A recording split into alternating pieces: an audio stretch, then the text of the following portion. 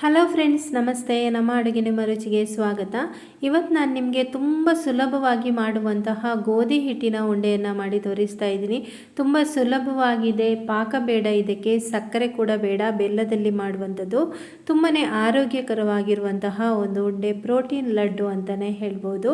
ಬನ್ನಿ ಈಗ ಇದನ್ನು ಮಾಡುವ ವಿಧಾನ ಹೇಗೆ ಅಂತ ನೋಡೋಣ. ಹೊಸಬರಾಗಿದ್ದರೆ ನಮ್ಮ ಚಾನಲ್ನ ಸಬ್ಸ್ಕ್ರೈಬ್ ಮಾಡ್ಕೊಳ್ಳಿ, ಪಕ್ಕದಲ್ಲಿರುವ ಬೆಲ್ ಐಕನ್ ಕೂಡ ಕ್ಲಿಕ್ ಮಾಡ್ಕೊಳ್ಳಿ. ಈಗ ಮೊದಲಿಗೆ ನಾನು ಒಂದು ಬಾಣಲೆಯನ್ನು ಒಲೆ ಮೇಲಿಟ್ಟು ಅದರಲ್ಲಿ 2 ಟೇಬಲ್ ಸ್ಪೂನ್ನಷ್ಟು ತುಪ್ಪ ಹಾಕ್ಕೊಳ್ತಾ ಇದ್ದೀನಿ.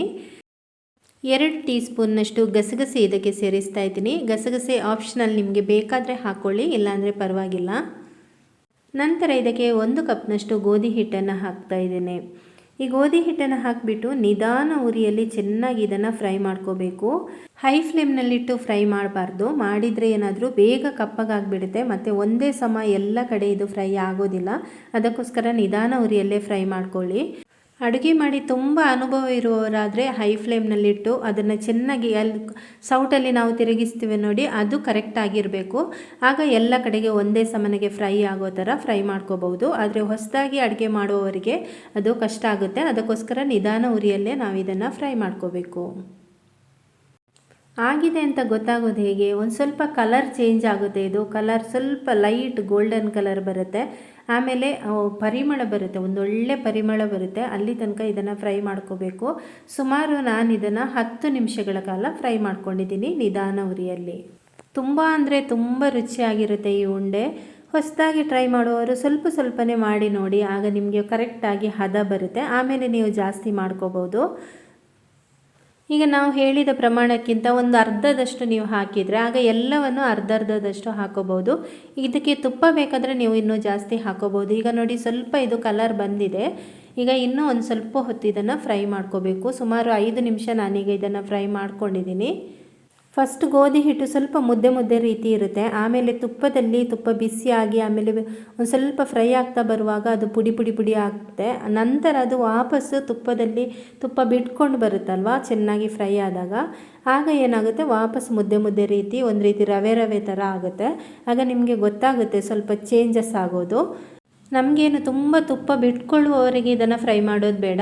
ಒಂದು ಅರೋಮ ಚೆನ್ನಾಗಿ ಬರಬೇಕು, ಚೆನ್ನಾಗಿ ಗೋಧಿ ಹಿಟ್ಟು ಫ್ರೈ ಆಗಿದೆ ಅಂತ ಗೊತ್ತಾಗಬೇಕು, ಅಷ್ಟಾದರೆ ಸಾಕು. ಈಗ ನೋಡಿ, ಆಗಿದೆ ಇದು. ಈ ರೀತಿ ನೋಡಿ, ನೋಡ್ಬೋದು ನೀವು, ರವೆ ಥರ ಕಾಣ್ತಾ ಇದೆ. ಹತ್ತಿರದಿಂದ ತೋರಿಸ್ತೀನಿ ನಿಮಗೆ. ಒಂದು ರೀತಿ ಕಲರ್ ಕೂಡ ಚೇಂಜ್ ಆಗಿದೆ, ಲೈಟ್ ಗೋಲ್ಡನ್ ಕಲರಲ್ಲಿ. ಹಾಗೆಯೇ ರವೆ ರೀತಿ ಕಾಣ್ತಾ ಇದೆ ನೋಡಿ. ಈಗ ಇದು ಆಗಿದೆ. ತುಪ್ಪದಲ್ಲಿ ಒಳ್ಳೆಯ ಒಂದು ಅರೋಮ ಬರ್ತಾ ಇದೆ ನಮಗೆ. ಈಗ ಇದನ್ನು ಒಂದು ಬೌಲ್ಗೆ ನಾನು ಹಾಕಿಡ್ತಾ ಇದ್ದೀನಿ.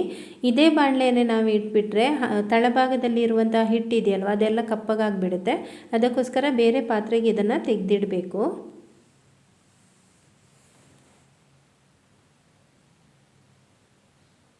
ಈಗ ಹಿಟ್ಟನ್ನು ಒಂದು ತಟ್ಟೆಗೆ ತೆಗೆದಾದ್ಮೇಲೆ ಇನ್ನೊಂದು ಬಾಣಲೆಯಲ್ಲಿ ನಾನು ಅರ್ಧ ಕಪ್ಗಿಂತ ಒಂದು ಸ್ವಲ್ಪ ಜಾಸ್ತಿ ಬೆಲ್ಲ ಹಾಕ್ಕೊಳ್ತಾ ಇದ್ದೀನಿ. ಅಂದರೆ ಮುಕ್ಕಾಲಲ್ಲ, ಅದಕ್ಕಿಂತ ಒಂದು ಸ್ವಲ್ಪ ಕಮ್ಮಿ ಅಂತ ಹೇಳ್ಬೋದು.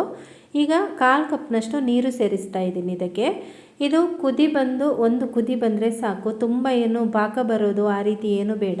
ರವೆ ಉಂಡೆಗಿಂತಲೂ ಸ್ವಲ್ಪ ಮೆತ್ತನೆ ಬೇಕು ಅಂದರೆ ಬೆಲ್ಲ ಕರಗಿದ್ರೆ ಸಾಕು. ಇಲ್ಲಾಂದರೆ ಲೈಟಾಗಿ ರವೆ ಉಂಡೆ ಥರ ಸ್ವಲ್ಪ ಗಟ್ಟಿ ಬೇಕು ಅಂದರೆ ಬೆಲ್ಲ ಒಂದು ಕುದಿ ಬಂದು ಅದು ಒಂದು ಸ್ವಲ್ಪ ಕೈಯಲ್ಲಿ ನಮಗೆ ಅಂಟುತ್ತಲ್ವ, ಆ ರೀತಿ ಆಗಬೇಕು. ಆ ರೀತಿ ಆದರೆ ಕರೆಕ್ಟ್ ಆಗುತ್ತೆ. ಈಗ ಚೆನ್ನಾಗಿ ಒಂದು ಕುದಿ ಬರ್ತಾ ಇದೆ ನೋಡಿ. ಈಗ ನಿಮಗೆ ಮೆತ್ತನೆ ಉಂಡೆ ಬೇಕಾದರೆ ಜಸ್ಟ್ ಈ ಒಂದು ಕುದಿ ಬರುವಾಗ ಇದನ್ನು ಆಫ್ ಮಾಡಿ ಆಮೇಲೆ ಸೋಸ್ಕೊಳ್ಬೇಕು. ಇಲ್ಲಾಂದರೆ ನಿಮಗೆ ಒಂದು ಸ್ವಲ್ಪ ಗಟ್ಟಿ ಬೇಕು ಅಂತ ಇದ್ದರೆ ಆಗ ಏನು ಮಾಡಬೇಕು, ಇದು ನೋಡಿ, ಈ ರೀತಿ ಮಾಡುವಾಗ ಒಂದೆಳೆ ಪಾಕ ಅಲ್ಲ, ಅದಕ್ಕಿಂತ ಮೊದಲ ಸ್ಟೇಜ್ ಒಂದೆಳೆ ಪಾಕ ಏನೂ ಬೇಡ. ಮುಟ್ಟುವಾಗ ಒಂದು ರೀತಿ ಜೇನುತುಪ್ಪ ಥರ ಇರಬೇಕು. ಕೈಗೆ 2 ಬೆರಳು ಈ ಥರ ಮುಟ್ಟಬೇಕಾದ್ರೆ ಜೇನುತುಪ್ಪದ ರೀತಿ ಇರಬೇಕು. ಆ ರೀತಿ ಆದರೆ ಸ್ವಲ್ಪ ಲೈಟಾಗಿ ರವೆ ಉಂಡೆ ಥರ ಇದು ಗಟ್ಟಿ ಬರುತ್ತೆ ಉಂಡೆ. ಆ ರೀತಿ ನಿಮಗೆ ಬೇಕು ಅಂದರೆ ಆ ಥರ ಮಾಡ್ಕೊಳ್ಳಿ. ಮೆತ್ತನೆ ಬೇಕು ಅಂದರೆ ಜಸ್ಟ್ ಒಂದು ಕುದಿ ಬಂದಾಗ ಆಫ್ ಮಾಡಿಬಿಡಿ.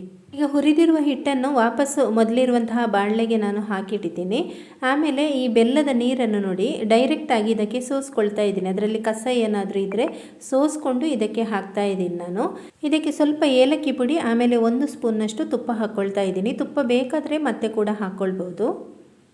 ಈಗ ನಿಮ್ಮ ಹತ್ರ ಒಣಶುಂಠಿ ಪುಡಿ ಇದ್ದರೆ ಅದನ್ನು ಕೂಡ 1 ಟೀ ಸ್ಪೂನ್ನಷ್ಟು ಸೇರಿಸ್ಕೊಳ್ಬೋದು. ಜೀರ್ಣಕ್ಕೆ ತುಂಬ ಚೆನ್ನಾಗಿರುತ್ತೆ ಅದು.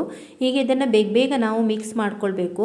ನಾನಿಲ್ಲಿ 1 ಕಪ್ನಷ್ಟು ಹಿಟ್ಟು ತಗೊಂಡಿರೋದ್ರಿಂದ ಇದಕ್ಕೇ ಬೆಲ್ಲದ ಒಂದು ನೀರನ್ನು ಸೇರಿಸ್ಕೊಂಡಿದ್ದೀನಿ. ನೀವೇನು ಮಾಡಬೇಕು ಅಂತ ಜಾಸ್ತಿ ಮಾಡೋದಾದರೆ ಸ್ವಲ್ಪ ಹಿಟ್ಟಿಗೆ ಸ್ವಲ್ಪನೇ ಬೆಲ್ಲದ ನೀರನ್ನು ಹಾಕ್ಕೊಳ್ತಾ ಉಂಡೆ ಕಟ್ಕೊಳ್ತಾ ಹೋಗಬೇಕು. ಇದು ಸ್ವಲ್ಪನೇ ಹಾಕಿರೋದ್ರಿಂದ ನಾನು ಒಟ್ಟಿಗೆ ಹಾಕ್ಕೊಂಡು ಮಿಕ್ಸ್ ಮಾಡ್ಕೊಳ್ತಾ ಇದ್ದೀನಿ. ನಿಮಗೆ ಗಟ್ಟಿ ಉಂಡೆ ಬೇಕು ಅಂದರೆ ಅದು ಬೇಗ ಮಾಡಿದರೆ ಮಾತ್ರ ಅದು ಚೆನ್ನಾಗಿರುತ್ತೆ, ಇಲ್ಲಾಂದರೆ ಬೇಗ ಗಟ್ಟಿ ಆಗಿಬಿಡುತ್ತೆ ಪಾಕ. ಅದಕ್ಕೋಸ್ಕರ ನೀವು ನಿಧಾನಕ್ಕೆ ಮಾಡಿದರೆ ಆಗೋದಿಲ್ಲ, ಬೇಗ ಮಾಡ್ಕೋಬೇಕು. ಮತ್ತು ಸ್ವಲ್ಪ ಹಿಟ್ಟಿಗೆ ಸ್ವಲ್ಪನೇ ಪಾಕ ಹಾಕ್ಕೊಂಡು ರೆಡಿ ಮಾಡ್ಕೊಳ್ಬೇಕು ಉಂಡೆನ. ಈಗ ಇದು ತುಂಬ ಬಿಸಿ ಇದೆ ನೋಡಿ. ಚೆನ್ನಾಗಿ ನಾನು ಸೌಟಲ್ಲಿ ಒಂದು ಸರ್ತಿ ಮಿಕ್ಸ್ ಮಾಡಿಕೊಂಡು ಆಮೇಲೆ ಕೈಯಲ್ಲಿ ಮಿಕ್ಸ್ ಮಾಡ್ಕೊಳ್ತಾ ಇದ್ದೀನಿ. ಮೆತ್ತನೆ ಉಂಡೆ ಬೇಕು ಅಂದರೆ ಅದೇನು ಗಟ್ಟಿ ಆಗೋದಿಲ್ಲ, ಆರಾಮಾಗಿ ನೀವು ನಿಧಾನವಾಗಿ ಮಾಡ್ಕೊಳ್ಬೋದು. ನಮ್ಮ ಮನೆಯಲ್ಲಿ ಸ್ವಲ್ಪ ಮೆತ್ತನೆ ಉಂಡೆ ಇಷ್ಟಪಡೋದಿಲ್ಲ, ಒಂದು ಸ್ವಲ್ಪ ಲೈಟಾಗಿ ರವೆ ಉಂಡೆಗಿಂತಲೂ ಒಂದು ಸ್ವಲ್ಪ ಗಟ್ಟಿನೇ ಬೇಕು, ಆ ಥರ ಇಷ್ಟಪಡ್ತಾರೆ. ಅದಕ್ಕೋಸ್ಕರ ನಾನಿಲ್ಲಿ ಒಂದು ಸ್ವಲ್ಪ ಅದನ್ನು ಗಟ್ಟಿ ಮಾಡ್ಕೊಂಡಿದ್ದೀನಿ. ನೀವು ಮೆತ್ತನೆ ಬೇಕಾದರೆ ಮಾಡ್ಕೋಬೋದು. ಈಗ ನೋಡಿ, ಇದರಿಂದ ನಾನು ಈ ರೀತಿಯ ಒಂದೇ ಸೈಜ್ನ ಉಂಡೆಗಳನ್ನು ಮಾಡ್ಕೊಳ್ತಾ ಇದ್ದೀನಿ. ತುಂಬ ಚೆನ್ನಾಗಿ ಬರುತ್ತೆ, ಆರಾಮಾಗಿ ಮಾಡ್ಕೊಳ್ಬೋದು, ಏನು ಕಷ್ಟ ಇಲ್ಲ. ಗಟ್ಟಿ ಉಂಡೆ ಆದರೆ ಸ್ವಲ್ಪ ಫಾಸ್ಟಾಗಿ ಮಾಡ್ಕೊಳ್ಬೇಕು. ಮೆತ್ತನೆ ಉಂಡೆ ಆದರೆ ಸ್ವಲ್ಪ ಹೊತ್ತು ಅದನ್ನು ಮುಚ್ಚಿಟ್ಟು ಒಂದು ಲೈಟಾಗಿ ಅದು ಬಿಸಿ ಇರುವಾಗ ಕೂಡ ಉಂಡೆ ಕಟ್ಕೊಳ್ಬೋದು, ಏನು ಅರ್ಜೆಂಟ್ ಏನೂ ಇರೋದಿಲ್ಲ. ಈಗ ನೋಡಿ ಎಷ್ಟು ಚೆನ್ನಾಗಿರುವಂತಹ ಉಂಡೆ ರೆಡಿ ಆಯಿತು. ಇದೊಂದು ಸ್ವಲ್ಪ ಗಟ್ಟಿ ಇರುವಂಥದ್ದು, ಇದು ಸಾಫ್ಟಾಗಿದೆ, ಮೆತ್ತನೆ ಇರುವಂಥದ್ದು. ರವೆ ಉಂಡೆಗಿಂತಲೂ ಒಂದು ಸ್ವಲ್ಪ ಸಾಫ್ಟಾಗಿಯೇ ಇದೆ. ಎರಡೂ ಕೂಡ 2 ರೀತಿಯಲ್ಲಿ ಕೂಡ ಮಾಡಿ ತೋರಿಸಿದ್ದೀನಿ. ಇದನ್ನು ನೋಡಿ ನಿಮಗೆ ಕಟ್ ಮಾಡಿ ಕೂಡ ತೋರಿಸ್ತೀನಿ. ಸಾಫ್ಟಾಗಿದೆ, ಎಷ್ಟು ಚೆನ್ನಾಗಿದೆ ಅಂತ ನೀವೇ ನೋಡ್ಬೋದು. ಹಾಗೆಯೇ ತಿನ್ನುವಾಗ ಕೂಡ ಅಷ್ಟೇ ರುಚಿಯಾಗಿರುತ್ತೆ. ಮತ್ತು ಇನ್ನೊಂದು ಗಟ್ಟಿಯಾಗಿರುವಂಥದ್ದು ಇದೆಯಲ್ವಾ, ಅದು ನಿಮಗೆ ಕೈಯಲ್ಲಿ ಈ ರೀತಿ ಮಾಡಿದಾಗ ಅದು ಕಟ್ಟಾಗೋದಿಲ್ಲ, ತಿನ್ನುವಾಗ ಏನು ಗಟ್ಟಿ ಇರೋದಿಲ್ಲ. ರವೆ ಉಂಡೆಗಿಂತ ಒಂದು ಸ್ವಲ್ಪ ಗಟ್ಟಿ ಇರುತ್ತೆ ಅಷ್ಟೇ. ಎರಡೂ ಕೂಡ ತುಂಬ ರುಚಿಯಾಗಿರುತ್ತೆ, ಆದರೆ ಎರಡರಲ್ಲೂ ಕೂಡ ರುಚಿ ನಿಮಗೆ ಡಿಫ್ರೆನ್ಸ್ ಇರುತ್ತೆ. ಗಟ್ಟಿ ಇರುವಂಥದ್ದು ಒಂದು ಸ್ವಲ್ಪ ಬೇರೆ ರೀತಿ, ಸಾಫ್ಟ್ ಇರುವಂಥದ್ದು ಸ್ವಲ್ಪ ಬೇರೆ ರೀತಿ. ಎರಡೂ ಕೂಡ ತುಂಬಾ ಚೆನ್ನಾಗಿರುತ್ತೆ. ಖಂಡಿತ ನೀವು 2 ರೀತಿಯಲ್ಲಿ ಕೂಡ ಟ್ರೈ ಮಾಡಿ ನೋಡಿ. ಈ ವಿಡಿಯೋ ಇಷ್ಟ ಆದರೆ ಒಂದು ಲೈಕ್ ಮಾಡಿ, ಶೇರ್ ಮಾಡಿ, ಕಮೆಂಟ್ ಮಾಡಿ. Thank you.